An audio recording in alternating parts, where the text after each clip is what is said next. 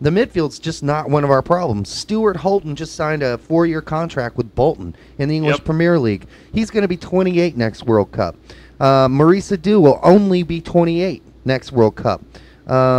We look at Michael Bradley, and I don't, all these people who obviously don't know a lick about football, soccer, whatever the hell you want to call it, who are talking about Michael Bradley, not being very good.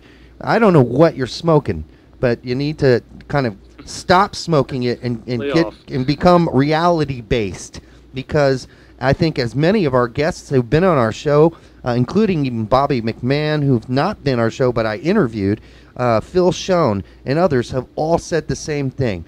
If this guy was an Argentinian, or if he was a Brazilian, or if he was a German, everybody would be talking about how great this kid is. And he plays for Mönchengladbach. It's a mid-level team in the Bundesliga. You don't go and play in Germany and suck. You don't get to do it. It just doesn't happen. And just in our midfield, I don't think midfield is where I'm worried at all. I see a lot of young talent coming up there. And we haven't even talked about Bedoya or Dax McCarty or Robbie Rogers or even Freddie Adu, God forbid, who will only be 25. Maybe he'll finally hit his stride. Maybe. We can only keep our fingers crossed for that. I think our biggest concern will be replacing of the defense. Yes. I mean, we will be losing players that have been key players for the past couple World Cups. Cherundolo, Bocanegra. I mean, some of them might. It's possible that they might stick around. Cherundolo will be 35. It's possible. It's possible. I mean, with the training they have these days and the shape these guys keep themselves in, it's not impossible. I agree.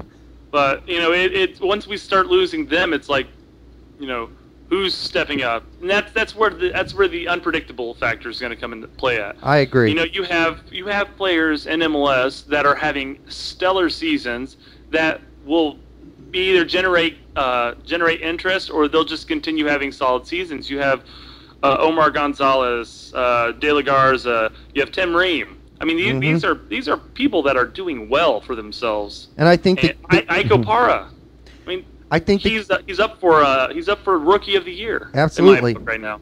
The key for all these guys, in my opinion, that you just mentioned, is getting out of MLS eventually within the next couple of years, going over to Europe and playing against some of the best players in the world, if possible, and getting some experience doing that.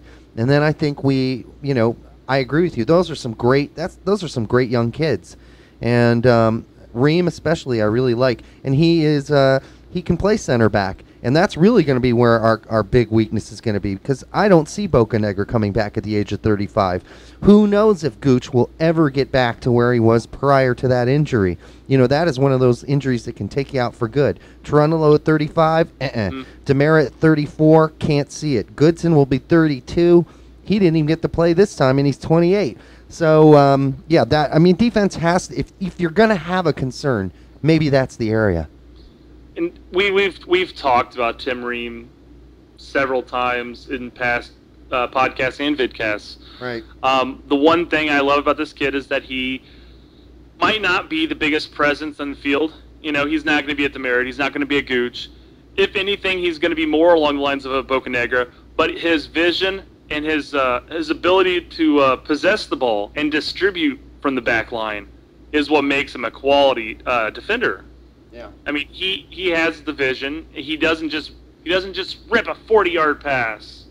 Mm-hmm. He passes it to the center. He passes it out wide. He has the distribution ability, and I think that's one reason why he might get a look early next cycle, at least at Camp Cupcake. Oh yeah, I think we're going to see a whole lot of different looks and people and kids in the next couple of years as we head up to qualifying. We're going to see a lot of different kids, and it's going to be exciting, just like it was last time. And people forget, this is a process. It's a 4-year process. It's, the gloom and doomers are always going to be around. I say screw those people. We have to stay somewhat realistic about things. We don't really know. So, I mean, coming out and being ultra negative is stupid. Coming out and being ultra positive is stupid. Either way, it's good to stay somewhere in the middle and stay realistic. But speaking of reality, Brett, where for Bob Bradley now? Where do we go? I am I'm all for having a one-cycle coach. Yeah. I don't like the idea of having the same coach around for 2 cycles because, in my opinion, what happens is that he gets comfortable with the way he's been doing it and what has worked in the past. The problem is that it becomes very predictable. Right. Teams figure it out. It's like, we don't need to study them. We studied them last year. It's you have to adapt. You have to alter. We need a new face, and we need a new face as the coach. Yeah, and I feel bad. Yeah, I mean, and Bruce Arena may be a great case for what you're saying. Bruce had a great World Cup. He came back 4 years later, and he used a lot of the same crap that he did, what that was successful 4 years earlier, but he had to realize that team had changed in 4 years. And I don't think Bruce adapted to that. And, again, that leaves us with who? I mean, do you go with a Thomas Rundgren? Do you go with the person everybody is, of course, talking about? And that's our good German friend, Klinsmann. I don't know if he's interested in taking the spot back up. He was interested last cycle, and he went off and did his own stuff after he didn't get the spot because he wanted more power than the USSF wanted to give, basically. He moved back to California. Do what? He moved back to California. Right after that, but yeah, he's back there now, yes. Right, he is now. Yes. And there are a lot of rumors and Klinsmann, when he came out and said, well, here's why it didn't work out, because I couldn't get the USF to get the MLS to commit to a different schedule. I think now he realizes he didn't need that commitment in the first place. I think the doors are back open, just personally. And I don't know how good he would do, honestly. But he did well with the German team as a national coach.